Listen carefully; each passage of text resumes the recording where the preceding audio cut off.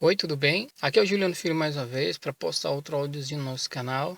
E hoje eu queria falar sobre uma coisa muito interessante e que vem sendo muito falada. Às vezes eu pego muito no pé quando eu cito essas questões e acaba ficando muito mal entendido de maneira geral quando as pessoas comentam a esse respeito, que é a questão do condicionamento. Porque à medida que as pessoas vão evoluindo, elas vão tendendo a se libertar de sistemas religiosos e de tradições e de coisas que ela achava que é atraso de vida e que a espiritualidade não precisa, uma mente evoluída não precisa de certas coisas. Mas o condicionamento maior que devemos combater é o apego à filosofia de alguns líderes religiosos que não trazem informação nenhuma senão aquele princípio autoritário, que é o princípio não pode, que tendenciosamente estabelecem regras e limites para que as pessoas não olhem de forma mais abrangente. Então esse não pode é que é o que é perigoso, porque cada um de nós tem que aprender a pensar fora dos padrões normais que as pessoas estipulam e começar a imaginar por que não pode. Só porque fulano falou? Bem, para analisar um pouquinho melhor o que eu estou tentando passar, a gente pode levar em consideração o contexto científico, né? A evolução da ciência e da física como a conhecemos ao longo da história. E aí a gente pode ver que existiu um período em que a ciência newtoniana e aquela ciência clássica que rodeava os físicos e os cientistas dessa época de Newton, chegaram a uma conclusão muito materialista em relação ao que seria Deus, o que seria a consciência, o que seria a materialidade. E o que a gente pode perceber é que nesse momento, e até por conta da imposição religiosa que era exercida sobre eles e o sistema religioso acabou enclausurando muito o desenvolvimento da ciência, né, e levando a sérias punições físicos que contradiziam o sistema religioso e tudo mais.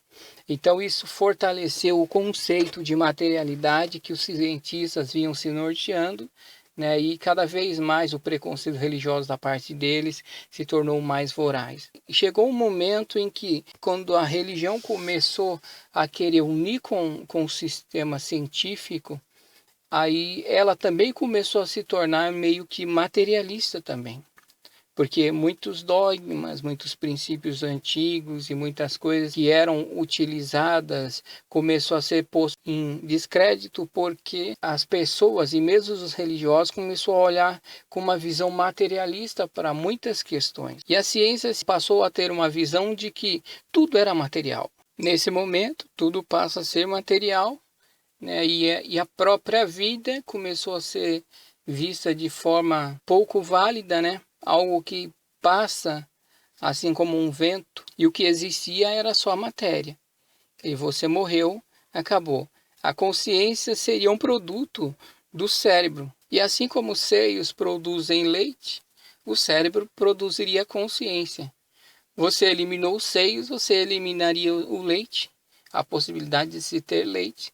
Você eliminou o cérebro, você eliminaria a possibilidade de ter consciência, e era simples assim. Com isso também, algumas filosofias religiosas começaram a analisar a questão de que não, vamos preservar só Deus então, e o resto a gente deixa de lado. E aquelas culturas em que tinha uma imagem de escultura, que tinha um amuleto de poder, que tinha um talismã, que usava algum artifício, né, que representava algum tipo de magia ou coisa assim, tudo isso foi deixado de lado. As pessoas conservaram única e exclusivamente então Deus, né, e a conexão com ele, sem nenhum tipo de facilitador. Boa parte das filosofias religiosas ingressaram por esse meio, né, e cederam muito ao materialismo nessa questão, porque a única coisa então que eles conservavam era o fiapo de fé em algo que seria transcendente, E a única conexão seria essa conexão com o transcendente e uma conexão pouco experienciável também, porque a maior parte das pessoas que seguem essa filosofia, por exemplo, você não vê nenhuma experiência de vivência, alguma experiência transcendente, porque na verdade os únicos que tinham experiências transcendentes eram exatamente aquelas pessoas que conservaram e que tinham testemunhos antigos até mesmo dessa pós-evolução científica e se ingressavam por esse caminho mais místico. Então, esses contavam experiências transcendentes com a divindade, com seres extrafísicos e tudo mais. Mas aqueles que se nortearam, então, justamente e se conectaram a esse princípio mais materialista, em que realmente só existiria a matéria e um fiapozinho de Deus aqui dentro de mim, e Deus completamente independente de tudo que existe lá no alto, entende? E o resto tudo foi eliminado. É quase que uma fusão aí com a ciência materialista. E dentro dessa visão de mundo, até o espiritismo moderno começou então a esboçar esse tipo de visão, porque uma das filosofias que a gente via no espiritismo moderno e que existe até hoje é que milagres não existem, que tudo pode ser explicado e tudo mais. Ou seja, sai até fora do conceito de que o universo é mental, mas isso é uma história que a gente vai contar mais para frente, né? Nesse período da física em que realmente era um período bastante clássico, né, da física, onde realmente nós tínhamos a física newtoniana, e era a física que via se desenvolvendo de forma muito tradicional, né? Realmente essa era a visão. Era uma visão muito preconceituosa em relação a todo o mundo místico que vinha se desenrolando de milhares e milhares de anos até aquele presente momento. Nesse período aí, o materialismo ganhou uma força tão grande porque, para a grande maioria, uma coisa que começava a se tornar muito evidente e certeza era a morte, né? O nada existe. Então, a única certeza da vida era a morte, era só isso que existia. Até que chegou um momento em que a ciência evolui de uma certa forma, em que ela surpreende a si mesma. E aí, com base na mecânica quântica, por exemplo, aquela imagenzinha de escultura que não representava nada a mais, segundo uma visão religiosa moderna, começou a ter base e respaldo na mecânica quântica, e agora, através do entrelaçamento de partículas, começava a fazer sentido o porquê de uma pessoa se conectar com um ser transcendente através daquele subterfúgio. E aí, aquela imagenzinha de escultura, então, através de um processo de entrelaçamento quântico, era a explicação que existia pelo fato de você acessar outras coisas. E você passa a ver que quando alguém desenvolve um amuleto de poder e mentaliza algo a respeito, ele estaria colapsando uma função de onda, que daria a função necessária que ele mentalizou para que aquilo tivesse um propósito específico, né, fizesse uma conexão específica através do entrelaçamento de partículas, e ele acessasse então uma consciência superior, uma egrégora que talvez não seria tão fácil acessarmos se fosse única e exclusivamente pelo nosso próprio processo mental, porque ali existe uma energia mais densa, né, que foi colapsada através dessa função de onda, através do mentalismo de diversas pessoas que colocaram esse propósito ali, e essa energia se tornou mais densa, até porque campos densos, né, acabam atraindo campos mais sutis, e a função agora do colapso de função de ondas, então, estaria atuando de forma muito evidente. E cada vez mais que a ciência evolui hoje, você percebe que aquilo que fulano utilizava há 5.000, há 7.000 anos atrás, e que para um sistema religioso relativamente moderno, de 40 anos atrás, era um motivo de preconceito, porque o camarada estava preso ao condicionamento de um amuleto de poder, de uma imagem de escultura, de uma planta na natureza, né? Aquilo que o cara usava há tantos anos atrás, hoje tem respaldo científico, tem respaldo metafísico, e acima disso tem respaldo na mecânica quântica. O cara tinha razão. Aquele sacerdote no Egito de 5.000 anos atrás tinha razão.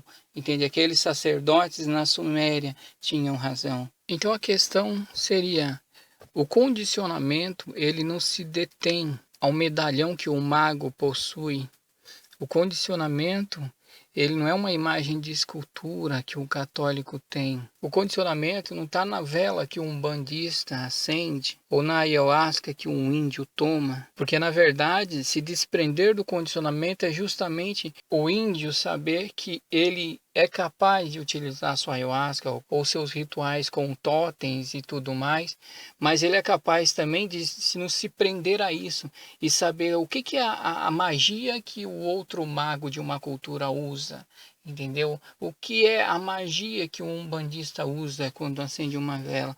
Então, o condicionamento, ele se libertar do condicionamento é entender que o que você faz tem um poder de experienciabilidade muito grande, porque é um fato. E isso até tem base nas regras científicas, psicológicas da fenomenologia, mas é você se libertar disso e saber que cada cultura tem uma forma, né? E você pode se libertar de ficar preso só na sua, sem abrir mão daquilo, mas saber que você pode viver experiências em diversas facetas, com diversas culturas e filosofias diferentes. Até porque se nós estamos na terceira dimensão, com aquele sonho de transcender e blá blá blá, que todo novo espiritualista, né, todas as pessoas que acham que se libertaram do condicionamento e aquela coisa toda, e agora eu vou ser um iluminado, eu já me adentrei nas portas da iluminação e blá blá blá. O que que acontece? Essas pessoas, elas têm que entender que aqui na terceira dimensão, é um lugar onde a Suprema Consciência Cósmica desenvolveu para que você experienciasse tudo que está disponível para você, entende? Tem camarada que ele acha que ele está cometendo um sacrilégio se ele sair para jogar uma bola, se ele for mergulhar em um rio, porque a vida tinha que ser só de oração mesmo e esperar a divindade depois abduzir ele e levar para si. Nós estamos aqui justamente para interagir, para utilizar tudo que a natureza tem a nos oferecer, a natureza física carnal, por exemplo, que é você subir numa árvore, pular na outra e mergulhar num rio, entender o que é o poder de um totem do índio, o que é o poder de uma imagem de uma casa religiosa católica ou de uma casa religiosa umbandista, você entender a conexão e assimilação simpática, entende? É você entender o que é que um médium do kardecismo sente quando incorpora a sua entidade, ou de repente quando um bandista incorpora um caboclo, ou o que é incorporar uma divindade que muitos conhecem como o princípio cósmico, e lá na África deram o nome de orixá, lá no meio dos judeus ou na Suméria deram outro tipo de nome. O que é, sabe, sentir tudo isso? E estar na terceira dimensão com a mente liberta é entender que eu posso experienciar tudo isso, e de repente eu venho para um contexto hoje mais moderno do que a espiritualidade, entender o que é uma projeção da consciência, eu vou vivenciar isso. O problema do dogma, ele não está justamente nas formas com que eu me conecto à natureza ou me conecto à divindade, sabe? O problema do condicionamento, ele está justamente no eu não posso. Ou melhor dizendo, ele está no você não pode.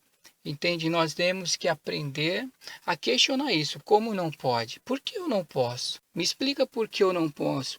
Porque, na verdade, se não pode, ele está baseado no princípio de que você tem que depender do outro que pode. E aí a pessoa já começa, então, a monopolizar a coisa.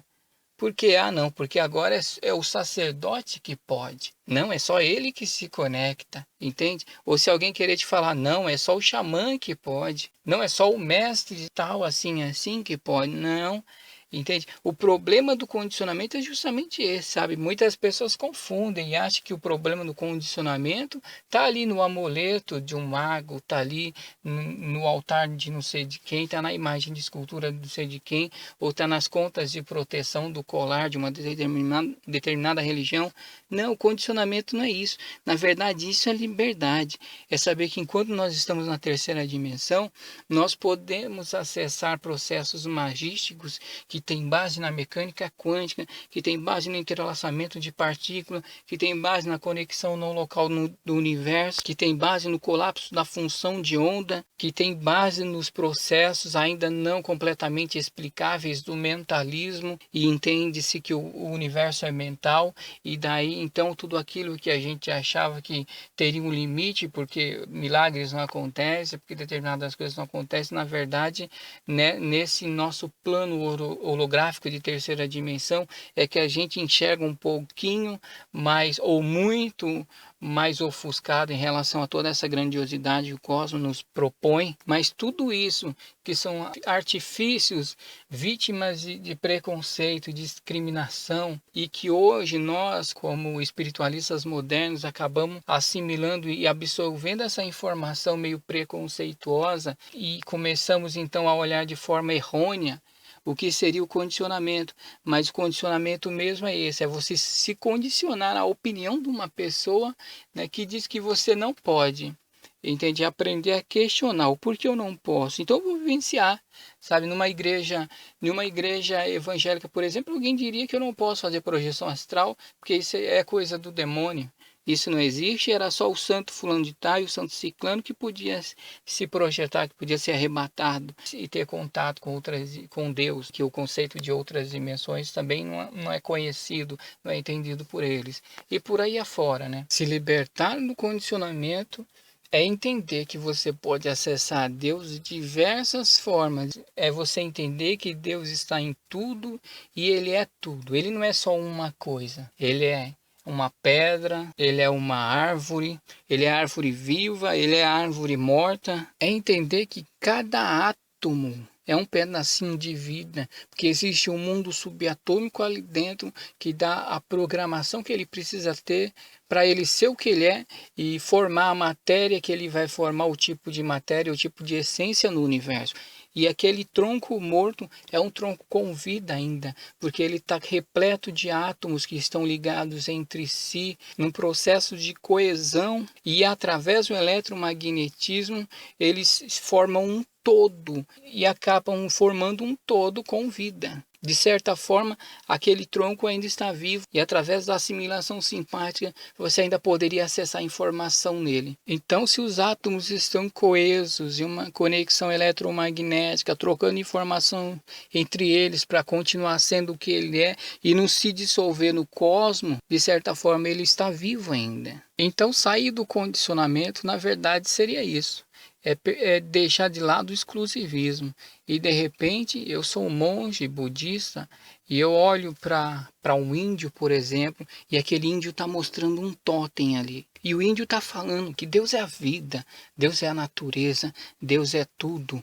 E Deus é representado em todas as coisas vivas, materiais e não materiais. E Deus está sendo representado ali por aquele totem. Deus é o totem. E ele mostra o totem ali com alguns animais de poder. Ele mostra no alto desse totem uma águia. E Deus é a águia. Deus é a águia no alto desse totem. Ele é todas as coisas e nesse momento ele está sendo representado pela águia. E a águia está acima de tudo, tem a capacidade de nos emprestar as suas asas, vê tudo do alto, nos dá a capacidade de ver através dos seus olhos, está acima de todas as coisas e vê tudo do alto. E abaixo da águia ele está sendo representado pelo urso. O que é o urso? O urso é o poder, é a manifestação, é a potência, o poder de transcender as barreiras, de abrir a mata no peito. E para o índio Deus é o urso, ele é toda essa potencialidade. Então para o índio Deus é a águia e ele também é o urso, ele é o todo e ele pode ser representado por essa forma. E o índio dá graças a Deus pelo urso que Deus também o é. E às vezes mais abaixo ele mostra uma tartaruga. Essa tartaruga está carregando o totem nas costas. E o que é a tartaruga para ele?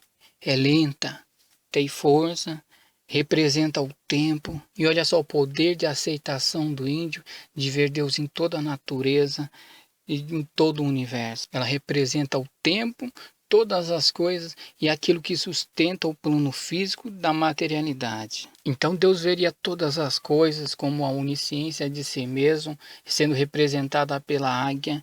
Ele tem a potencialidade da vida expressa no urso, e através da tartaruga é a materialização do tempo, que está relacionada a todas as formas com que vemos a realidade, as formas com que ela se expressa, e até mesmo a nossa concepção do que é Deus em relação à águia, em relação ao urso, em relação a tudo que ele é, em relação à sua manifestação dentro da potencialidade da terceira dimensão, né? Essa é representada pela tartaruga, porque condiciona tudo aquilo que percebemos e o que somos. Se desprender de um condicionamento religioso é justamente isso, é você ser um yogi, um zen budista, e entender isso com a profundidade que o índio entende e vivenciar isso. Desprender do condicionamento religioso é ser um cristão, ou ser um espírita, ou ser um umbandista, e entender essa profundidade de vivenciar isso que o índio está vivenciando sem preconceito,